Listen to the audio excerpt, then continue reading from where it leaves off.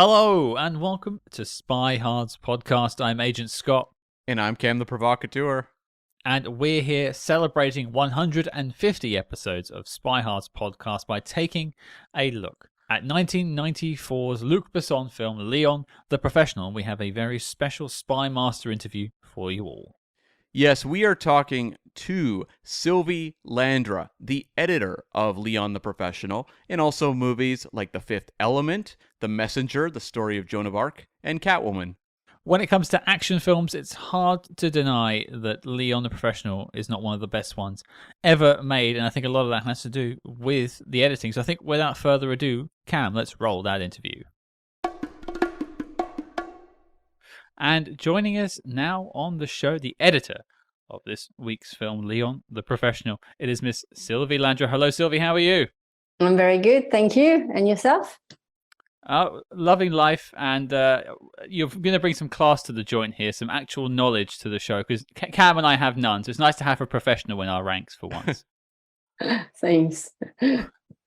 Now, obviously, we're talking about The Professional, Léon the Professional. Léon this week's got many titles, which we'll get to in a minute. But the first question I always have, and I think it's a good question to sort of get your story, is what made you want to get into filmmaking in the first place?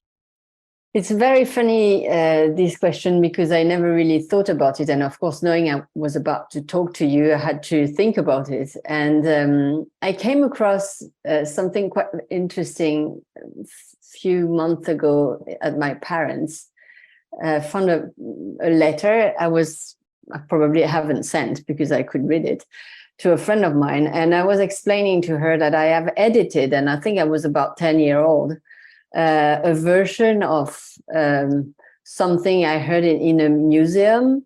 And I thought, okay, I didn't remember I was already editing. And of course, at that time, I was not editing anything. I mean, it was just recording on the tape recorder some, interesting guy was talking about dinosaur or something like that. So I guess that was something that was on my mind for a long time, but kind of not even being aware of, because when I was at high school, I followed a biological, way, which I left were there, obviously, and in fact, I think it is something that was, in me, because my father, like a lot of people at that time, were recording our holidays on an 8mm camera, and I remember all the big protocol of watching the holidays and the projector. It was jamming, and the smell of the glue, taping all those bits and pieces. And I think I even remember we had at one point some cartoons that he found in a flea market. And so with my sister, we were, at night putting the lights down and watching that black and white. I think it was a bit of Walt Disney, the 101 Dalmatian, I think, but it was just a snippet of it. Mm-hmm. So, I remember I was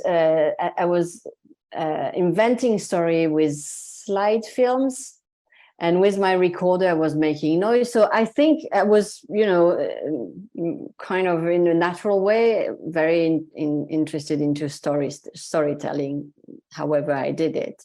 And then at one point, when I was about 18 or something, I went to Paris because I was raised in Marseille, in the south of France, and cinema. If you want to do something in the cinema, in the film industry, you had to go to Paris. Like in a lot of big country, big cities are there. So I went there, and not knowing anything, my parents were not in the movie business at all. And I knocked at different doors, and some opened, luckily. And my first job as an editor was at the national radio, and I was always very interested into music, and proposed a program about Afghanistan and the women singing songs while the men were at the war, which the country was in a long period of wartime. And they did say yes. And so and here I am just with my recorder and came back and learned how to cut the bits and pieces to tell the story.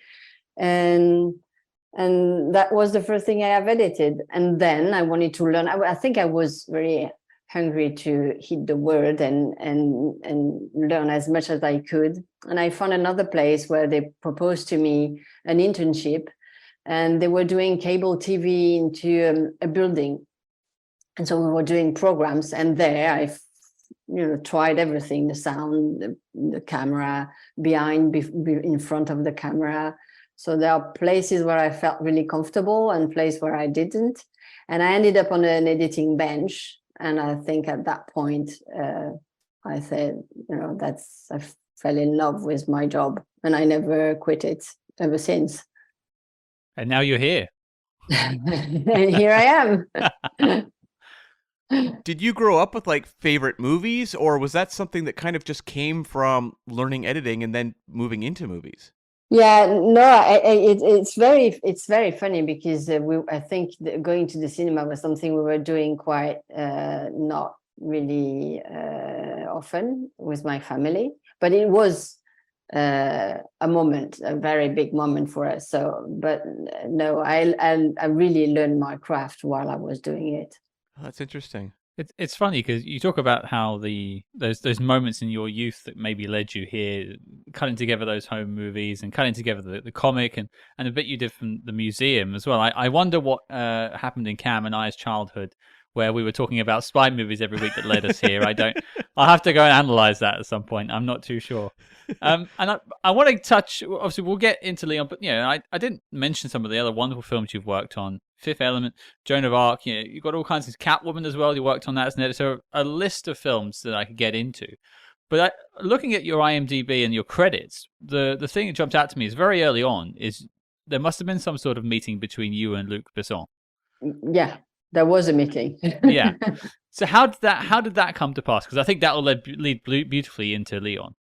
Yeah, well, as mentioning the IMDb, you would have seen that it's the first long feature I've ever edited. Before, I was editing a lot of documentaries, which I think is a very good school to tell story, and many other things. I'll probably edit whatever could be edited. But I met Luc while editing a commercial.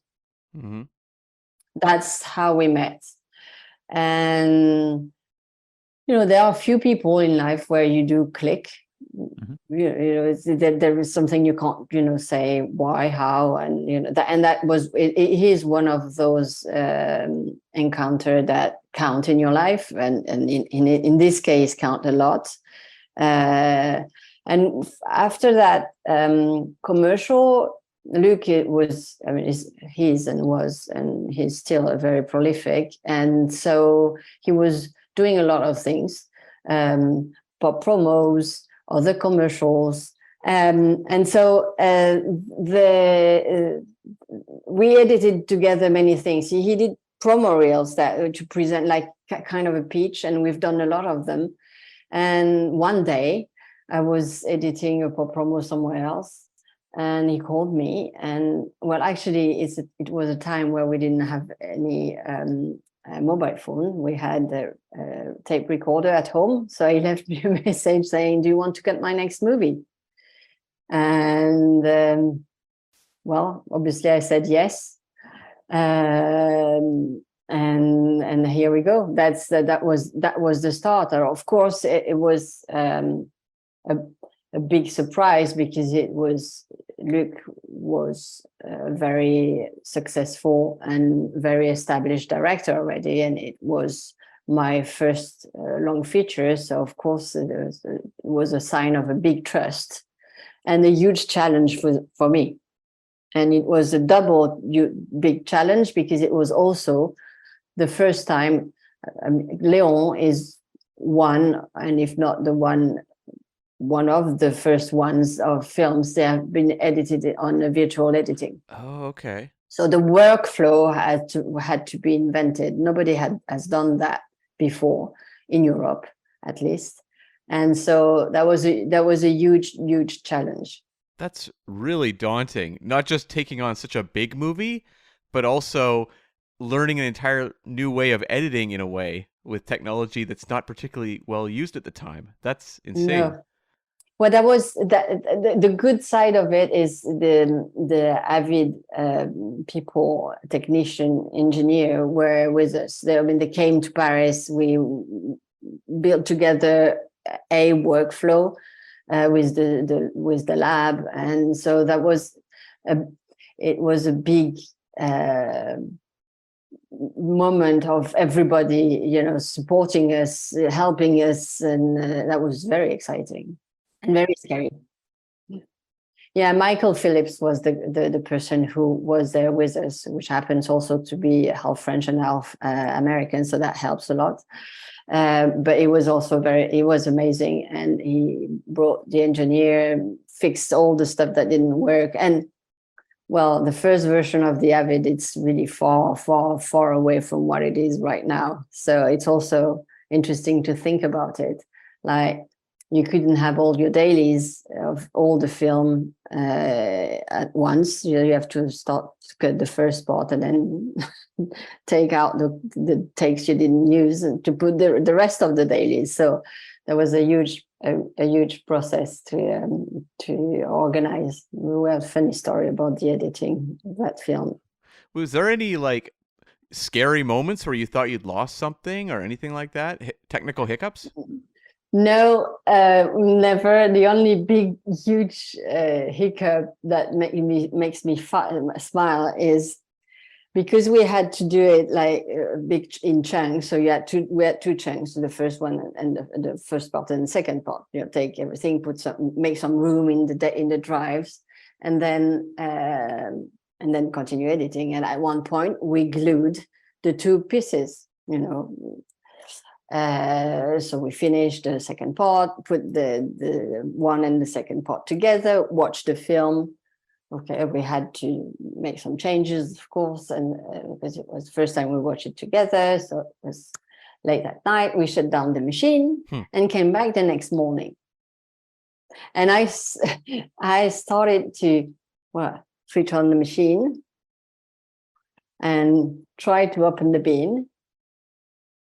Wouldn't open. So the film we have cut was in the machine and I couldn't access it. Oh. And I was like, okay, well, and I didn't know why. So that was quite stressful. So of course I called Avid and said, it's because the RAM memory is not big enough to open that huge bin. So I had to run to, and at that time we were editing in Los Angeles, in Beverly Hills, which was a nice editing room. And I had to run to Good Guys, or I don't remember, one facility to buy another RAM memory, open the machine, put the RAM memory, just crossing fingers it will work. And it did. But that was, I think, editing-wise, I think that was the scariest moment. Life-wise, that editing was also, we started the editing in Paris. I mean, Luc shot in New York in the summer and came back to Paris in July or something, and then finished it in Paris in the studio at Épinay, at Éclair. And once the principal photography was finished, we flew back. He flew back, but I flew for the first time in America, in Los Angeles. And 3 days after we arrived, so it was my first time in America. So it's a lot of first time for me in that film. There was a huge earthquake. Perfect timing. Yes, so like a welcome to LA. Anyway, it's LA. We knew there would be probably an earthquake, but it was a huge one. And I remember waking up in the morning at 4 o'clock, looking at the walls, like bouncing, like just trying to stand. And I was like thinking, oh, what did I saw on TV that you have to do when you are on an earthquake? And well, by the time I actually figured out, well, fortunately, it stopped. The kitchen, half of the furniture were in the middle of the kitchen. Alarms went off. And I received one and unique phone call for the last 3 days of the assistant, because I had 2 crews. I have a crew in Paris because we were meant to go back to Paris to mix it. And I have a crew in LA.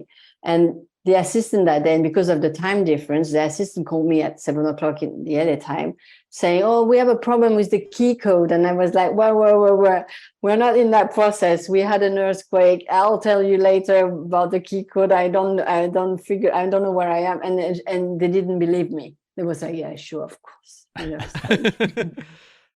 well, I ended up spending the day playing tennis with Luc because there was no electricity. So the editing was quite an adventure. Wow. I mean, in terms of like your first feature film, just getting started using a digital system basically for the first time, working with like a director like Luc, and also having an earthquake basically in the process. A rocky start, but ultimately a very good film came from it. So I guess these sort of trials build us up and help us become the people that we are. The question I want to ask you about sort of Léon, and we talk about Luc getting involved. Obviously, he found you through that, and this is he'd done some films before, so his name was pretty big. And for you, moving from sort of commercials to feature films, were you feeling quite a lot of pressure at that point, or were you just sort of running headfirst into it and you were fine? Well, I really had a pressure coming from everywhere, especially coming from me, like to being able to actually fulfill what I was expected to do. But that was kind of a big fuel, actually, just like it led me to the end of it. And also nobody knew. I mean, nobody had reference about how to do it. So we were building that workflow. So everybody was kind of very dubious that it would work. And it was also at a time where, that the Avid was very at the early stage of its life. And people were kind of like, okay, would it work? A lot of people had to change the way they were working for years, and that's a huge change. I actually think we kind of are in the same stage right now with the AI coming. Like, how are we going to use that thing? It's going to be helpful. Is it scary? We can't ignore it anyway. So, and at that time, I think it was a little bit like that. And so the pressure was normal, coming from everywhere, the producer, the line producers, and just like, I never followed the path of what was the life of an editor before at that time, which was being an assistant. I always have edited. I've never been the assistant of anybody. So people didn't really knew me. So that was quite challenging, but I like it. Really liked it, and also it was a blessing. You mentioned expectations of yourself, but maybe in the expectations from Luc, what was he looking for from the film, and what was he asking you in terms of editing and the sort of style he was going for? What discussions were you having? Well, I think the most important thing in Luc's film are very strong characters he builds, and this film is obviously based on a very peculiar relationship, and I think Luc has a very special relation with the rhythm, kind of very. I don't know, maybe it's a theory that I'm just inventing, but the fact that he was a diver, the fact that breathing is something very important. He has a very organic way to work. Also, when he shoots, he operates the camera, so that makes him really close to the actors. He has a relationship very very close to his actors and making, living the film with them. And so that was what we were looking for while we were editing Léon, which is that very very subtle relation in between Matilda and Léon, bringing some rocket with Gary Oldman in between that relationship, and that was the center of what we were building, and so that's what we were looking at. And music also is a very big part of his work. So I think I would say the rhythm of the film and the organic way the film moves was at the center of our work. And Luke and I probably shared that, love for the music, and that's something, we were doing a lot of research to put 10 tracks, and he obviously had a big relationship with his composer Eric Serra. So that, working with Luke, it was an amazing experience because he was able to bring everybody at the table and work for the film, breathe the film, live the film, eat the film, to the film, and creatively, it's a very amazing experience, and I really loved it. We've talked to a few editors, and often cases, the movie is very meticulously planned out, where they know exactly what they want when they hit the editing room. And then there's others where they're trying to find a balance between elements. And this movie really, I think, definitely juggles like the action movie aspect with the relationship aspect. Was that really well planned out going into the editing room, or was it a case where it was like trying to find the balance throughout the process? No, it was really in his mind. It is something that was written in the script, and even more written in the dailies. He's really working on his film for a long time and writing it, thinking about it. So he's really precise about what he wants to have at the end, and that's how he goes with his actors, playing with them. It's a kind of a game that is engaging in a way, and that playful way of doing it, and very intense, but very playful way with the actors. I think he's an actor lover, so that's, actors are the main core of the film anyway, of any film. Mm-hmm, mm-hmm. And this is Natalie Portman's big breakout movie. And I was just curious, as an editor, if there's like maybe a stronger sense of responsibility when you're editing a performance from like a young actor like this, in comparison to someone else, like a tried and true pro like Gary Oldman or something. Well, the thing is that was also Natalie's first movie. And for me, it was amazing to be there at the birth of an amazing actor. I mean, an amazing woman. And I know she's also directed movies, and she's doing a lot of things and involving herself in a lot of action. So while Léon was her first movie, and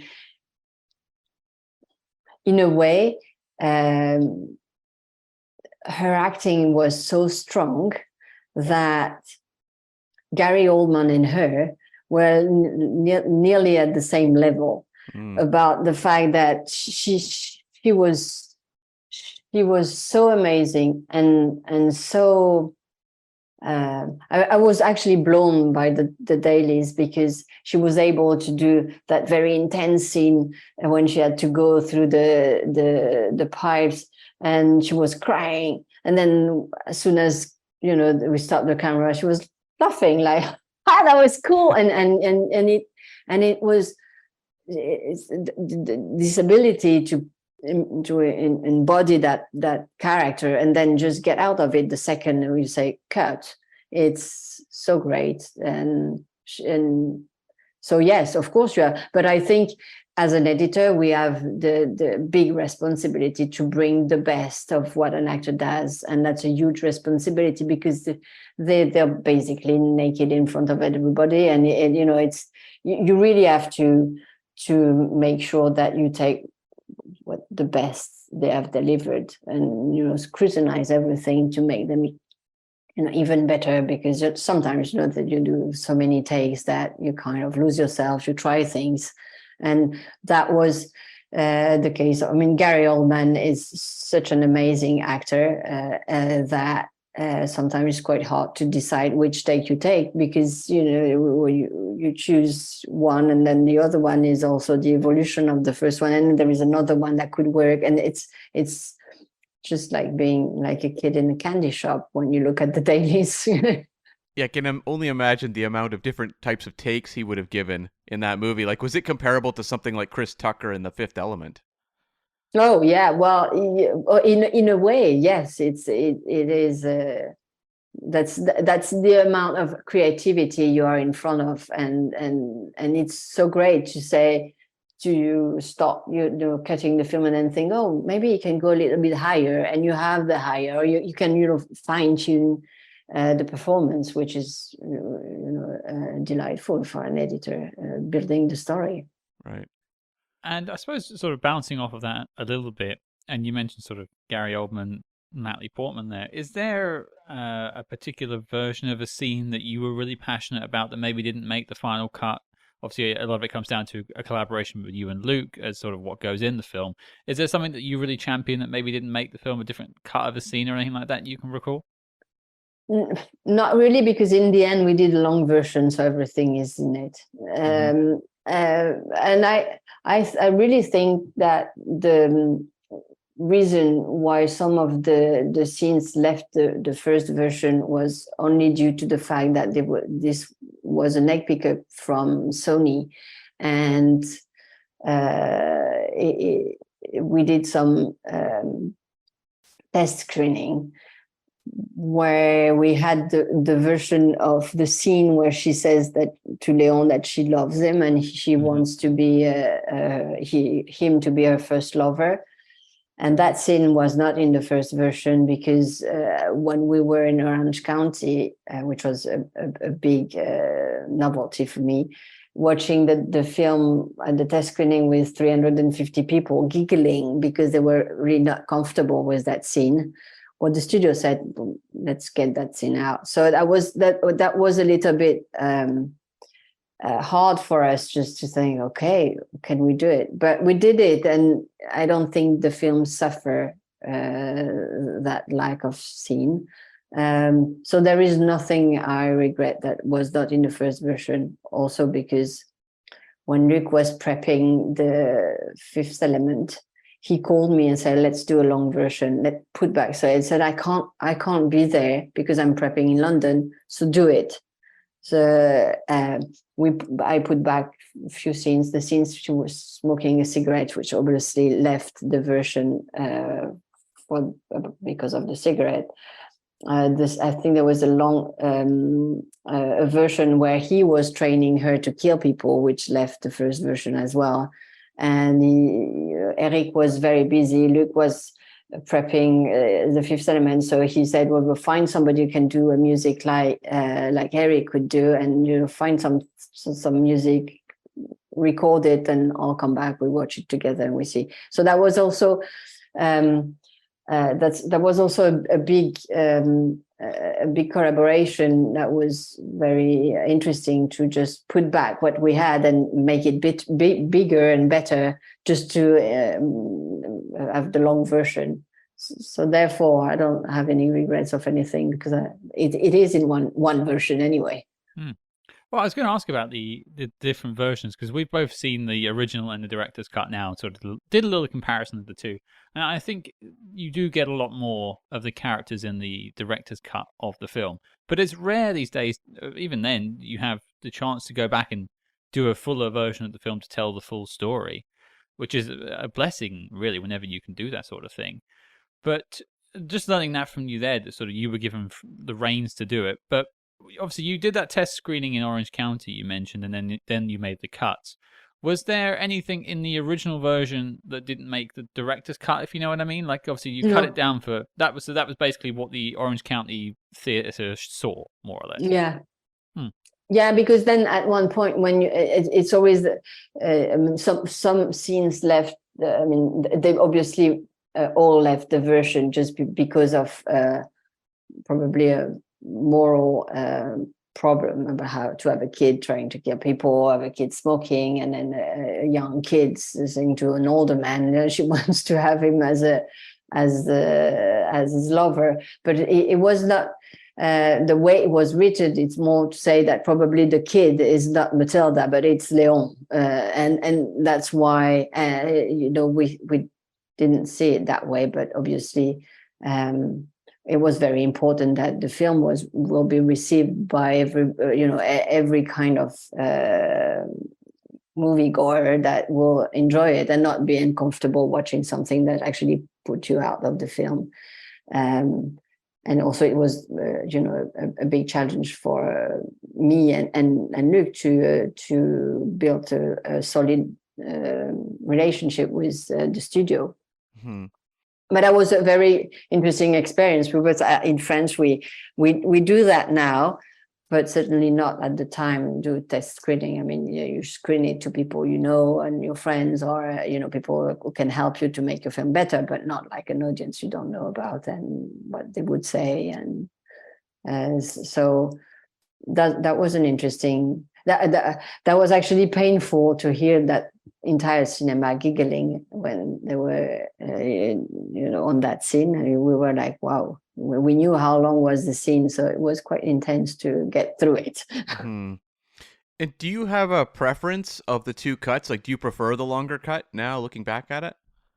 Well, I haven't seen it for a while, so I think, like you said, that character-wise, it is interesting to get a little bit deeper into both of them, and probably this is probably the version I would prefer, but it's a huge difference. But in a way, the other version, the shorter one, because we have edited it long and then cut it, we have that in our mind, so it doesn't. We know why she's like that, and we know why he is like that. So even if she doesn't say it, in the shorter version, it's built into her character and his character. So, and in terms of editing the film itself, maybe not so much the director's cut afterwards, but the main portion of the film.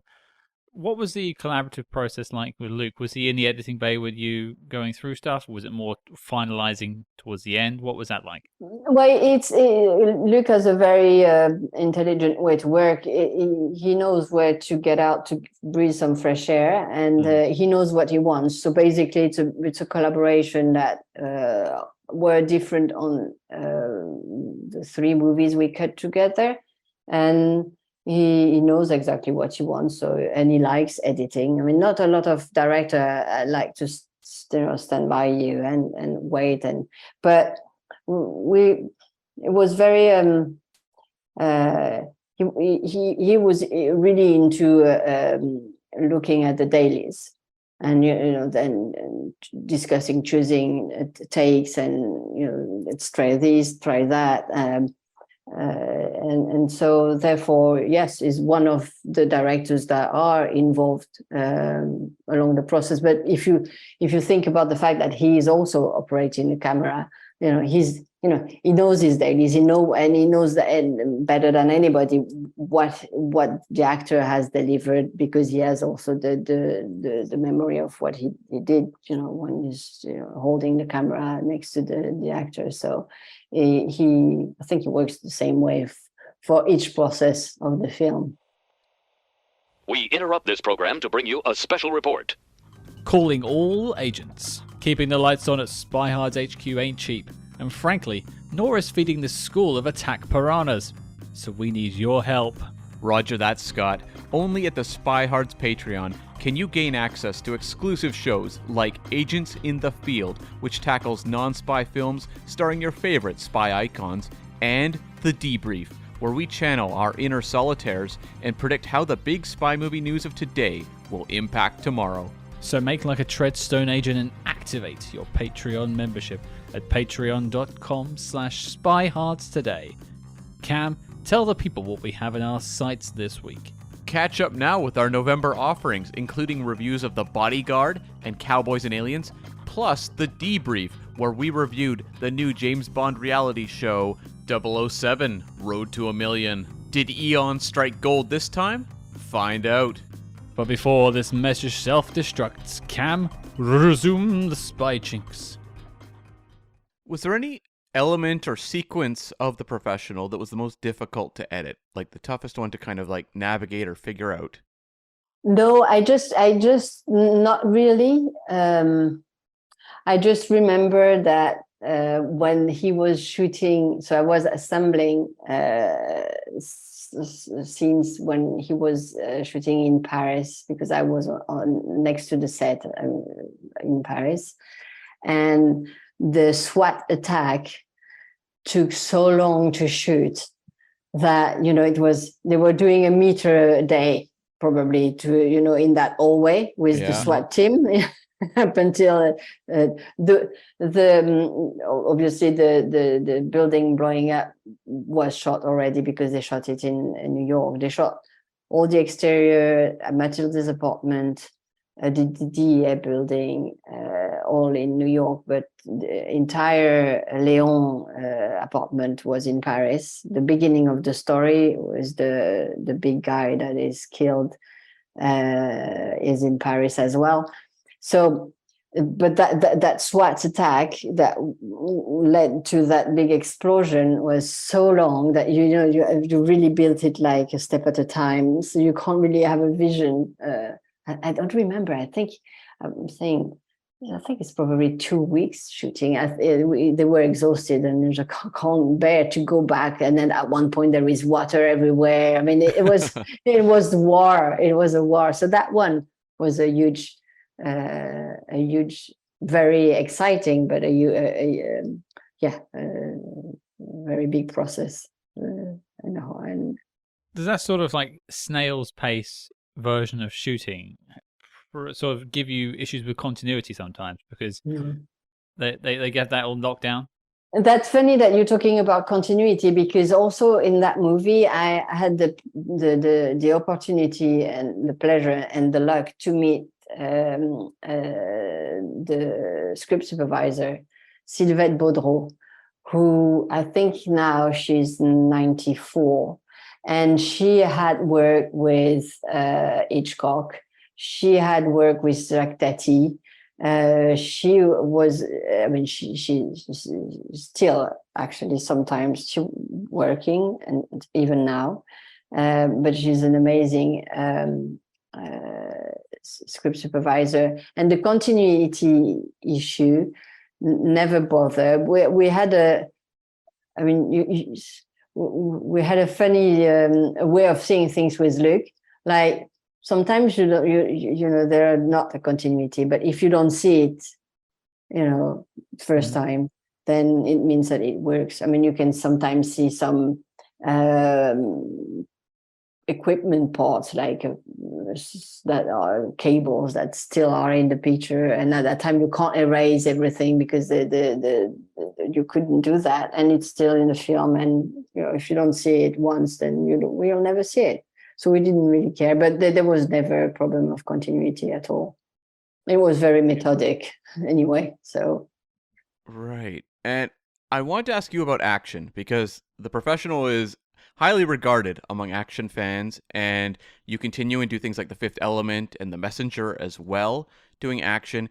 And when I look at a lot of action in movies, it's not very well edited, or it isn't particularly well shot, and that has never been an issue in any of your work. So I'm really curious, like, kind of your approach to action, and like, do you have like a approach? Is it just intuitive? What is it about editing action that makes it so impactful? Well, I think that the way I see it is, if you can't really follow the movements, if you can't really, if it's just a lot of cuts just to make, which will work, you just like movements, then if you can't really follow what the people are doing, therefore follow the actors, then the action doesn't really matter. It's just a big movement, it's work, it's a kind of a ride. And I think the difference in between the two, the action films that are differently cut is that my approach is like, okay, if I understand, I mean, if I'm actually fighting with the actors, then I think it's a good way of doing it, because you are involving the people with the action and not just being passive and look at it. Like, do you find it, when you watch films as an editor, do you find it frustrating watching films where the editing doesn't kind of match necessarily what you would go for? Like, do you get pulled out of movies through editing? No, if I'm pulled out of a movie, it's like because I don't like the film, whether it's good or not. And otherwise, I never look at a film when I am in the theater. Like, oh, I would do this. Like, sometimes I'm like astonished by some editings that are amazing. I'm like, wow. But I like the film first. And, whether it's well edited, not well edited, if I'm not pulling out of it, it's just because the film is really well done. And I can't really look at films like thinking, only if I like really something, then I go back and watch it. It's like, wow, how they did this. But otherwise, no. Right. So I was curious if you'd go into almost like problem solver mode, like, wait a second, I would have considered doing this instead. No, I don't think. And it's it's such a huge work to edit that no, I'm not thinking I could do it better the way that it's being done, and being respectful of what the other editor does, Yeah, for sure. Knowing what path we follow sometimes. So, and just sort of wrapping up my questions about Léon, one of the last ones I had is just sort of getting your thoughts on the finished film. Let's say the director's cut, it's your preferred cut. And so what is your favorite moment from the film? I like a lot the moment where she is smoking a cigarette on the staircase, and he comes back. I like that moment. I love the moment where Gary is cracking his pill on the top shot. Well, those two moments I really like them. I like for another reason. Of course, I like the SWAT attack and all the energy that comes out of it. And I love the moment when she knocks at the door and she's crying. When she's, please open the door. I think I'm in contact with the emotion I had while cutting it. So yeah, I like that moment too. But there are many moments in that film that I really love. I love the moment when she's trying to she's making a game and there's just being Madonna and just like changing and playing with Léon. But probably those three first moments I talked about are my favorite ones. Were you surprised at the response to the movie? Because it was one that did reasonably well, but has become a very, very well-regarded film. Like, did you see it when you were looking at the finished product? Did you have a sense that this could really take off, or no? No, we were. I mean, we're all crossing fingers that it will work, and it did. And actually, to be really honest, it's quite pleasant and quite rare that when in your career, when you say, "Oh, I've got this film and this film," people react to it like you're like, "Oh, wow!" And it's so great because it's there is not a lot of movies that are that successful. Sometimes it we don't know why, because some films are very good and it don't work. But no, I didn't know. I was really I think still flying after I was exhausted, but really really amazed that we went through the film. We loved it, and it was so great. But you never really know if it's going to work Right. or not. Of course, yeah. And when you moved into like The Fifth Element, did that feel like a bigger project, or did it just kind of feel like moving into the next project? No, it feels like it was huge. Well, we went to Pinewood shooting. The entire Pinewood sets were dedicated to The Fifth Element. A Digital Domain crew came from LA to London.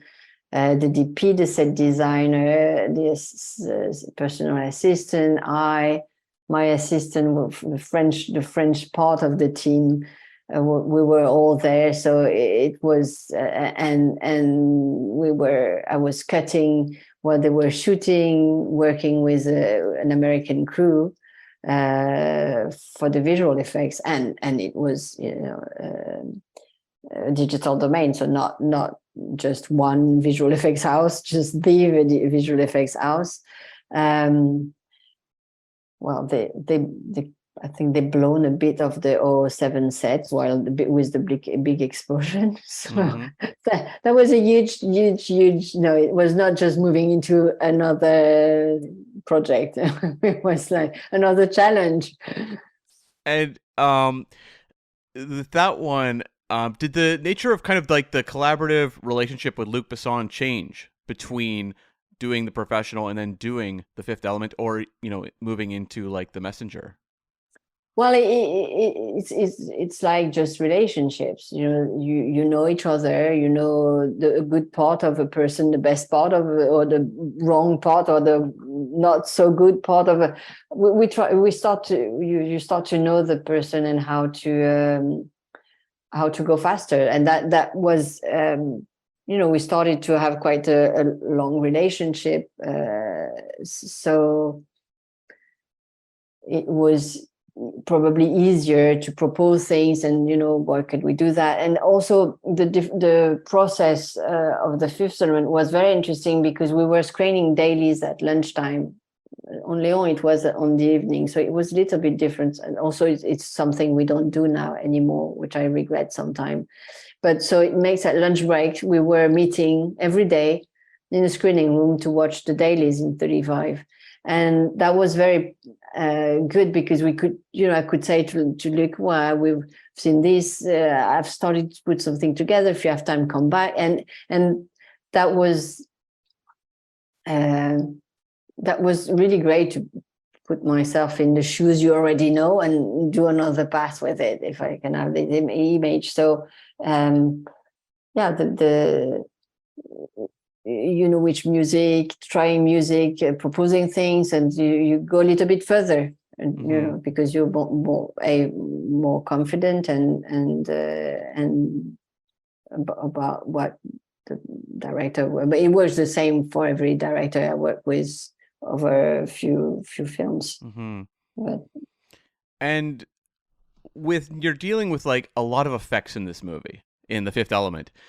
Just the process of editing, where you obviously don't have a lot of those visuals on screen, did that change the way you're editing the film, or was it more difficult to kind of see the whole picture? Well, it was interesting, and once again, it was a few years from now, and so the visual effects.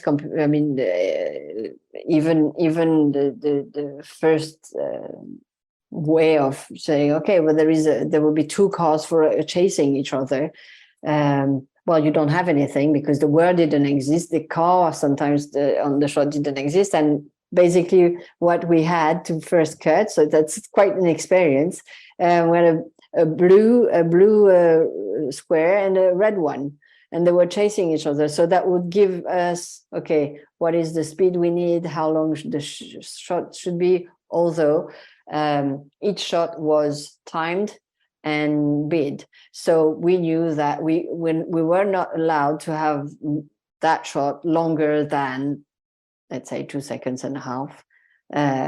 So it was all a balance just to put together. So we had the shots before, the shot after, and then they gave me that, squares following each other. When we were sure about the length, and they start to move on to the next step. And so it was a long process. So yes, of course, it is quite different to cut. You have to use a lot your imagination, thinking, the blue car will be a real car. I mean, it will be the police car, and and also when she jumps out, there is a green background, so she jumped into a green pool. So yeah, it's and of course, again, even if it was after the Léon and the Avid system had made tremendous evolutions. At that time, we couldn't do what we are able to do now, which is to replace the green screen ourselves just to see how it goes. And so it was a really big collaboration in between Mark Stetson crew and the editing and myself to follow. Also, we had kind of a tight schedule because of all the visual effects, and also because we knew we were going to go to Cannes to do the opening on the 50th anniversary of the Cannes Film Festival. So there was a triple challenge in there. And with The Messenger, did this feel like a challenge unto itself, dealing with, you've just had an effects film and now you're moving into very, very large scale action filmmaking? Did that feel like a significant adjustment as well? Yeah, well, the good thing about all those three movies that they are very different, and it is true that this is one of my DNA. I love to do things that, well, with Luc, it's always big anyway.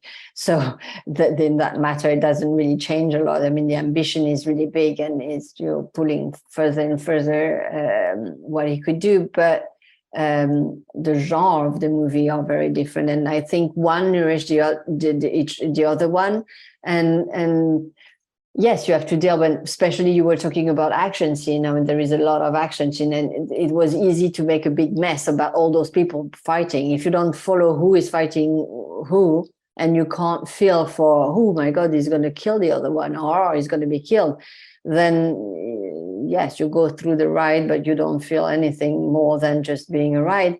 And that was, I mean, I don't remember how many extras they had on that huge battle scene, but it was enormous. And they were shooting in the Czech Republic in the middle of nowhere. I went there once for a weekend just to see Luc, but it was kind of a journey to get there. And I think they spent I don't remember, a month or two, even maybe 3, I don't remember, in that mud place, in Czech Republic. It was war itself, I think. Did you have a favorite of the 3 collaborations you've got? Like, of these 3 films, is there one that you look back the most proudly on? Well, you always remember your first time. Sure. There's nothing I will be able to do against that, although I love all 3 of them. Léon is well, it's my film in my heart anyway, for many reasons. And the first one being it was my first feature and a huge experience. The Fifth Element brought me to work really closely with amazing people in LA. Like the mixing crew was really incredible. Chris Jenkins was the mixer. It was like, I don't know how many Oscars he has, and just has an Oscar for The Last of the Mohican. He's one of the best mixer I have ever met, and we're still friends. I mean, the good thing about all those stories I'm telling you is I'm still really close to all those people I work with. Including Catwoman, I worked in where you are in Vancouver. My crews are very important. And the Fifth Element, I had a big crew. At that time, we were still conforming the 35 millimeters, so I had a huge crew to manage. And I think it's also one of the great experience is to share your creativity with all those people. And I really was lucky to have incredible crews. Mm-hmm. And you bring it up, Catwoman. My friend Parv is a massive fan of that movie, and she would kill me if I did not ask you just any memories you had of editing Catwoman. Editing Catwoman was very interesting. So we were in Vancouver, Discover Vancouver, and editing-wise, it was the first time I started to edit before principal photography. Mm. And the Ferris wheel scene, I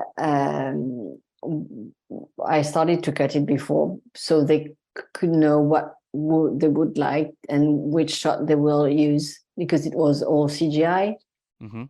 I mean, they did it all in CGI, and so that was quite interesting to work with, 7 camera for each action you had, and say, okay, I can do it that way. So that was a great moment.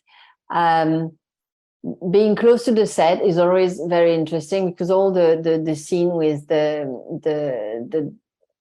Halle Berry double and all the capoeira move were very interesting to work on. It was quite funny to make the moves and pretend it was Halle Berry doing all of them, and that was very very interesting.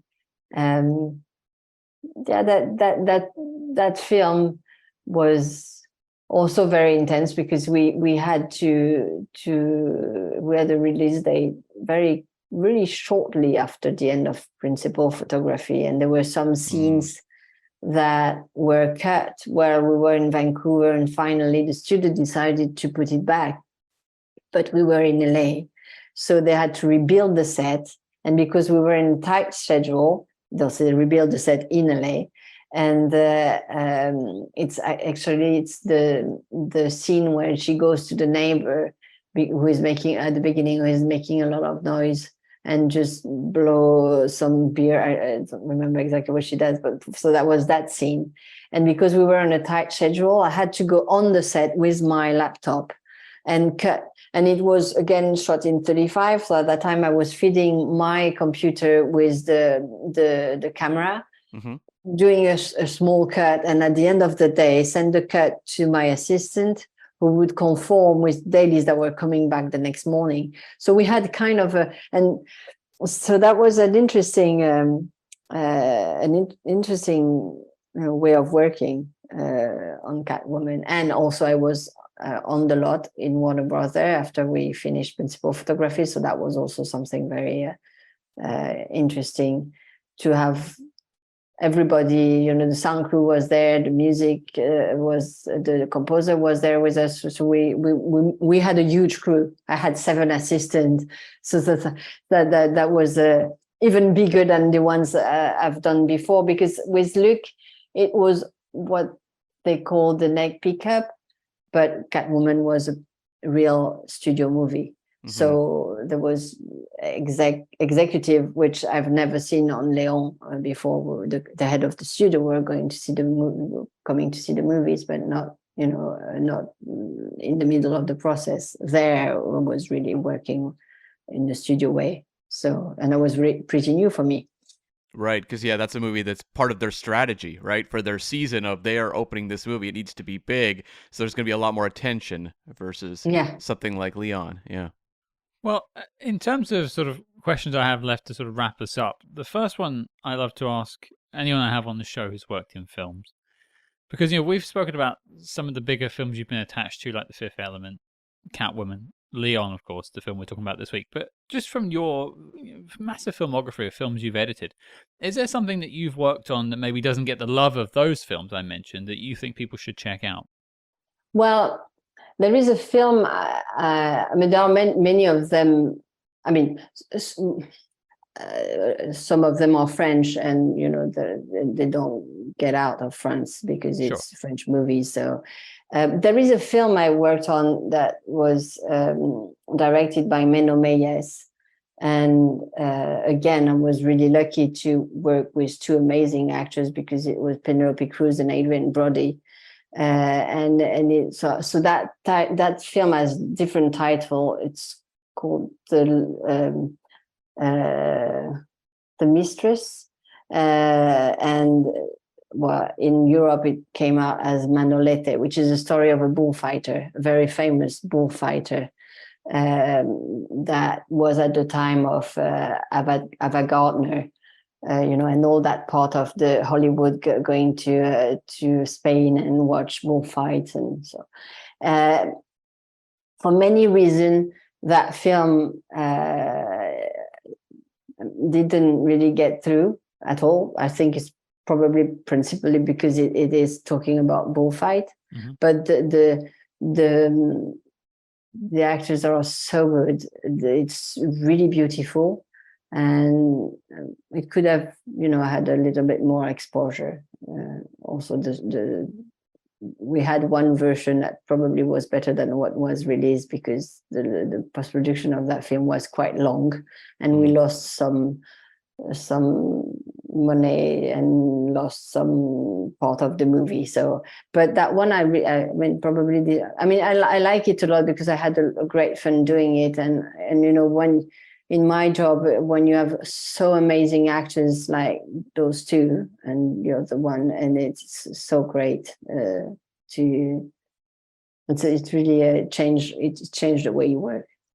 And I'd follow that up with, if there's any aspiring editors listening, film editors to the show, or filmmakers, what sort of advice would you have for them, people getting started in the industry? Well, I would say hang on, because it's quite difficult, and probably hang on in the fact that don't forget your dreams. I mean, still dream about it is a very peculiar work. It's quite a blessing to be able to make a living of something you really love, and nowadays not that easy, but then you have ideas, and there are so many films that could have been made and are not, and so hang on, don't give up. And also, don't forget to criticize yourself all the time. I mean, in my job, it's like constantly keeps, watching and how can I make that better? Is it good enough? I have the right take. Is it working? And that is, sometimes you can lose yourself in that process. So I think hang on and criticize yourself. Don't think you've pull out maybe a piece of art and keep going, making it as much as you can the best thing you had in mind. So that's probably the advice I would give. It makes sense. It must be one of the toughest jobs in terms of filmmaking, is being edited, because you have to sit there and watch the same section of a film repeatedly till you've worked it to the point of it being finalized and perfect, or as close as you can get to perfection. Like, it's amazing that you can go back and watch some of these films afterwards, but surely you've seen it so many times. It's a wonder. Yeah, well, we don't. I mean, I don't really watch them afterwards. When sometimes it goes on TV, and I'm like, oh yes. And actually, the other day, it was The Fifth Element was there, and I've seen it, of course, over the years. And I thought, I watched it for 5 minutes. I was, and I ended up watching it up until the end. I was like, wow, that was quite fun. so yeah, well. You tend to forget what you've done, and just we did it that way. It's great. So, but the funny thing about editing is, yes, you watch the scenes and the shots and the cuts over and over again, but it's always with a perspective. So I don't say that sometimes you're not tired watching it, but you look at it each time with a different point of view, what you're looking for. What is that scene works with the others? Is that cut works in the scene? And it keeps moving all the time. So yes, it is always the same, but in a way, not really. And so it's quite. My son thinks I'm crazy. It was just like usually watching that thing again, because after school sometimes he goes to the editing room, so he knows the film I'm working on. I'm like, you're still working on that scene? What are you doing? I've seen it last week. And I'm like, yeah. It's that level of perfectionism that gave us films like The Fifth Element and Léon the Professional. So you can't complain with that sort of record. The last question I have for you, and this has been asked to everyone that's been a guest on the show. We talk about spy movies every week. Léon is kind of on the cusp of espionage, I suppose. Not fully, but it's kind of there. It's in the pocket. The question I'll put to you, Sylvie, is in the pantheon of spy movies, what is your favorite spy movie of all time? Well, that's a really hard question. I have to say, it's like 2 weeks. I'm like, okay, I have to give an answer, but I like this and I like that. And I ended up, okay, like just make a choice and just say a title. And so the title I've chosen amongst all the films I liked a lot is The Life of the Others. Yeah, that's a popular choice. A lot of people really love that movie a lot. Yeah. Okay. So you see. Yeah. No, that's a great pick for sure. What is it about that one that jumps out to you? Oh, I think it's psychologically, it's very scary. It deals with a lot of elements of spy that, are very scary. Also politically, I think it's very interesting, knowing that it exists. Of course, I like a lot of, amazing other films, but I'll stick to one. Otherwise, I give you like a long list of films I like.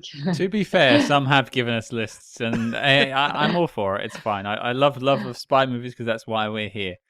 But I want to thank you, Sylvie, for taking the time to take us through Léon and the films you've given us, because we've had a great time talking about the film this week, and I'm sure people for the last, 20 odd, so maybe 30 years, I think it's been since it came out, have had a great time watching Léon. I can only thank you for that.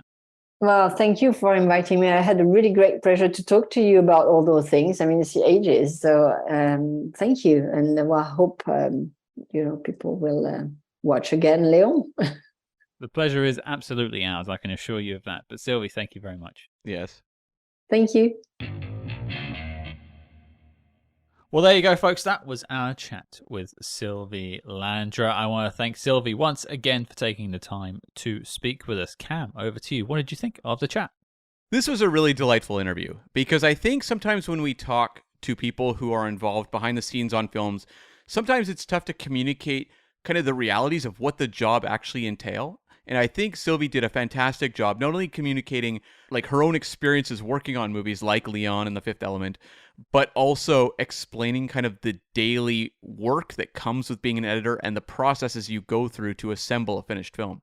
Absolutely. And I think one thing that's been really important for me in the process of making 150 episodes of SpyHards is learning personally about how films are made. I mean, before that, I was a lover of film, but I never really studied film. I never really looked at sort of what the roles in the credits that I used to look at in films did a lot of the time.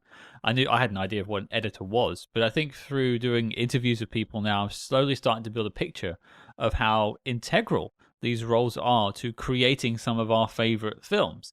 And it was an absolute delight speaking with Sylvie, just to get an understanding of what her job in the film was and how crucial it was to getting that finished product that we all know and love. Yeah, and I mean, the movie Léon the Professional is very highly regarded among action fans for its very memorable set pieces. And just hearing her talk about the geography of staging action and how to edit that, I'm sure for her, it somewhat comes natural. Like, because, you watch her work, it's very clear she knows how to edit action very, very well. And I really enjoyed just hearing her explain like kind of the psychological process that goes into editing action scenes, what you're trying to get across in an action scene.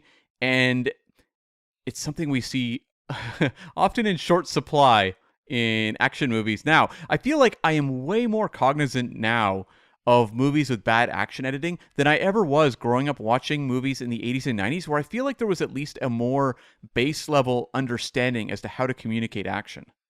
Yeah, I don't know when the sort of tide changed with all of this. I don't know when or why we started becoming lazier, not only as, I guess, filmmakers, although we aren't filmmakers, but as audiences in a way. I think we're willing to accept a lot less when it comes to craftsmanship, when it comes to films.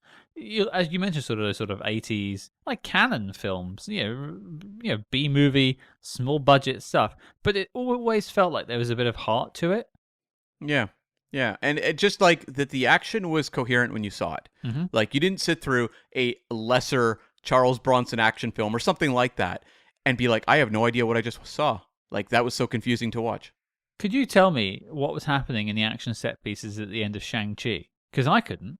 No. I hadn't got a clue. It was a mess. And I think a lot of that, personally, is more to do with sort of computer effects and things like that. Over-reliance. And over-reliance on things being done in post-production. And instead of trying to capture it in, on film. Not that many people use film anymore.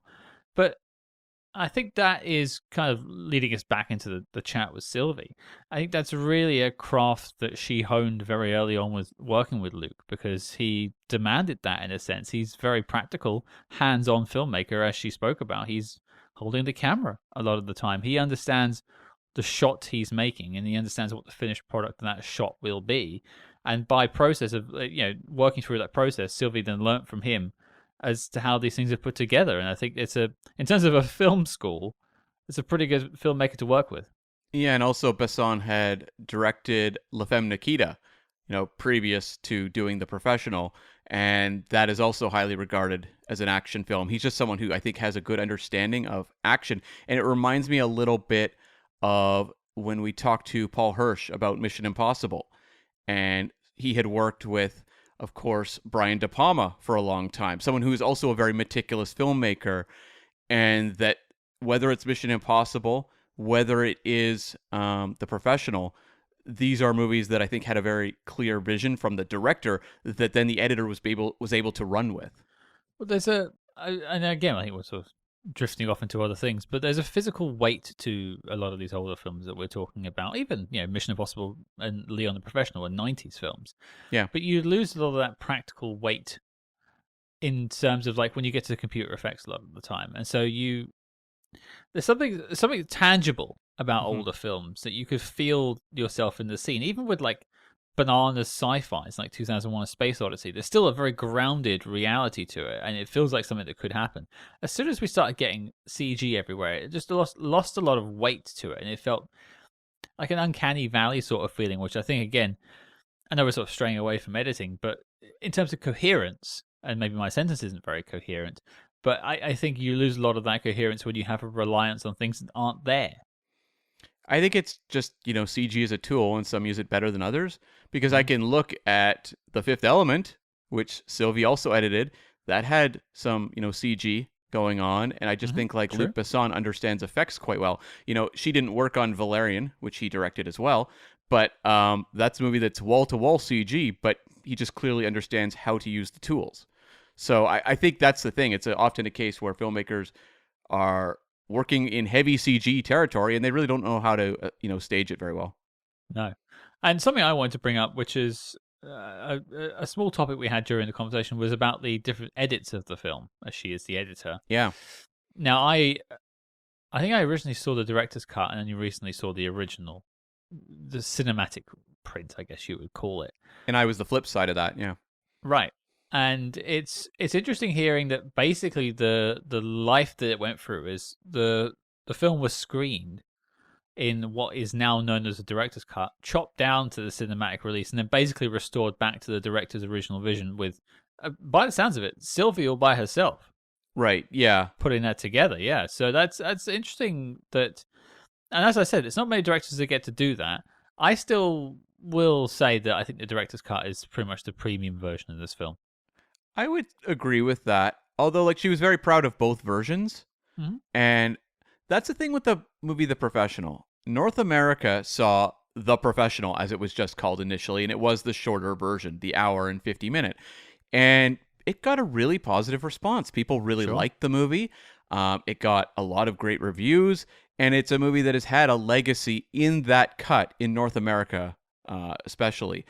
And it's not a case of something like Kingdom of Heaven, where Ridley Scott put out the kind of cut down version, the 2.5 hour. It got a very poor response. And then he went back and put together the 3+ hour, which a lot of people really loved. The Professional, either version you watch, both of them were received very well. So it's kind of a case of like, you can be proud of both of them, and I think really support both, because clearly they both work. No, I agree. I think they do both work. I think it's just interesting that much as Léon is always held up as a very good action film, I think where it also works very well is its characters. Mm-hmm. And I think the extra 20 or so minutes you get from the director's cut is all about character. There is no additional action scenes that are put back in. It is all people just talking to one another. And much as maybe the streamlined version is more of an action flick, I think adding the extra 20-25 minutes or whatever it is gives you a bit more of a character study of both, Léon and Matilda. And I think that adds a little bit more flavor to the finished product, personally speaking. But I'm glad that Sylvie and, I guess in a sense, Luke got to have their original vision out there in the end. And I think that is now, when you're renting it online and stuff like that, that is the version that most of the time you can get before you can get the original cut. Yeah, here in North America, it's actually the hour 50 version is the one that's on, say, Netflix, or if you search it on Amazon, that's the one that's going to come up first. But on Amazon, both of them are available. Sure. But anything else you wanted to highlight, Cam?